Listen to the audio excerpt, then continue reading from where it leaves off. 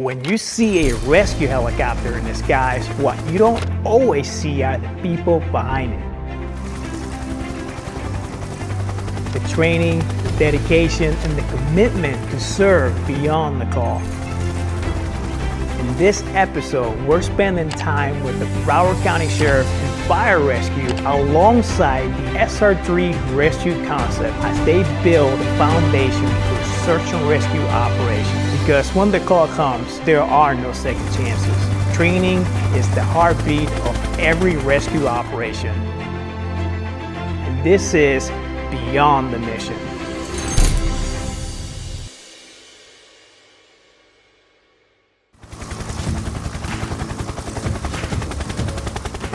When the community is in need and they're laying there themselves or the family members are praying for that miracle, that's what Broward Sheriff's Office Fire Rescue and these helicopters do. We go and oftentimes, more often than not, we answer that prayer. We get there quickly, we get them to a surgical center safely and efficiently, and the survival rate is very, very high. We don't want to go out there and do training evolutions that don't have value beyond the training. They need to make sense. So it's always tough to balance that. But if we can go out there and find ways to be more efficient with the way we're doing our evolutions and our repetitions and get these guys as many cycles as they can while not taking away anything from the realism of it, that's always the goal, and it's a balance for sure. We're always looking to try and adapt the class to the location. I mean, we know that somewhere like Florida is probably going to do more water-based rescue in the future. So some of the evolutions that you've probably seen this week with our training have sort of geared the guys towards heading in that direction. You know, post-hurricane flooding, we've done some training here that kind of gets those guys set up for that type of rescue as well, which is hugely valuable to these guys. And again, we're very lucky to have been able to deliver training in a lot of different locations with a lot of different agencies. And we draw things that we really like from each of those training packages and kind of adapt them to this one. It is quite a customized program, I would say. You know, it's just assumed, oh, they can fly, they can hover, that's good enough. But there's a lot more that goes into it. And so we get very technical with a lot of things that people generally don't even consider. And sometimes it's things that pilots do without even realizing it. But we offer a lot more very, very specific and technical, detailed techniques that make whatever the class is just a lot better for the pilots. It's a mix of all of those things. So we do some case studies. We get more specific in those areas when we do the classroom instruction. We have some videos that demonstrate some things that we're trying to hammer home when it comes to specifically like aircraft control and loss of control. But we also apply that when we're teaching throughout the week in flight. And then we all draw on our own personal experiences. And I've had quite a bit of experiences where, honestly, I've scared the crap out of myself flying at higher altitudes or in high winds in terrain. So fortunately for me, I look at that as a blessing because I've been able to draw from that and then inject it into our training program with the other CFIs that teach from SR3 as well. Kind of a mix of all of those things to try to just deliver all of that to the pilots.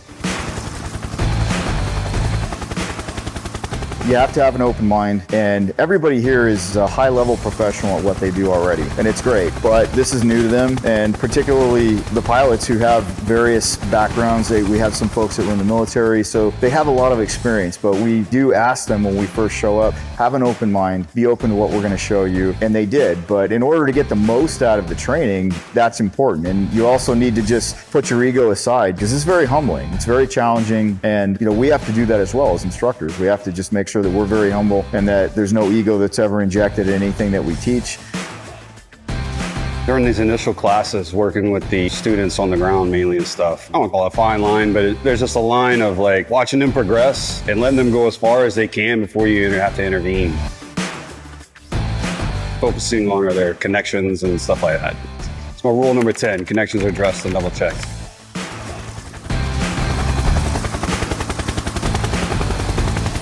Rule number 3 is a clean plane is a happy plane. So if everything's dressed and nice and neat, it's happy. It's always an honor coming in, especially for helping build up programs that are starting from the very beginning. But they've obviously already taken some pride in their operations and stuff in their HIMs. They're exciting and willingness to learn. Like they've been waiting for this opportunity to build the external load capabilities of their program. They've been starving for knowledge. And you just picked up on that from walking in the door immediately day one. And that's when it's always fun. things I kind of focus on with them, and throughout the week I let that progress, you know, from them getting to ride the hook for the first time and letting that excitement kind of get pushed to the side. And now you can kind of point them in a direction of here's why these things are serious and where you focus and pay attention to.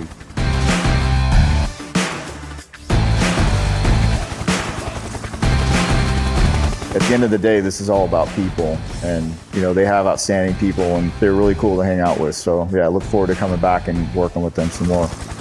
You know, we're not the medics that are, you know, actually saving their lives. We're not the pilots that are getting them to the hospital, but we're the behind the scenes part that makes all of that work. So that's where we get our reward, is, you know, knowing that what we did helped to save a life. So that's kind of the reward that we have in it. Every time that aircraft takes off, so people's lives are in your hands. So we do things as safely as we can, by the book, just knowing that the slightest mistake can have devastating effects. Or, you know, we're real good about double checking, having someone else check behind you, have another pilot check behind you. You know, everything gets double, triple checked before anything's ever released. Yeah, well, like every time we strap ourselves to that helicopter and go fly, it's for a reason, you know. Whether that's training or a real world life-saving event, it counts. And they all understand that. So, and they enjoy it. I enjoy it. The way I've done it for my career here is I don't want to miss a call, because what if that was my kid that was in an accident and needed to get to the hospital? Yeah, I mean, it was a great month, and we just feel blessed, I guess, to be part of a very small part of the big picture here to help these guys get on their way. And this is, I've said it before and I'll say it again, this is the nicest, you know, 145 in the country right now, I believe. And it's just lucky for us that we get to be a part of that, and for a small period of time at least flying it and hang out with these guys, be a part of the family. And, you know, when they go out and they get their first hoist rescue and they go out and they do cool things in the future, it's nice to be able to look at those news articles and talk to these guys on the phone and hear about that stuff, knowing that we played a very small part in that. So yeah, it's a great position to be in, for sure.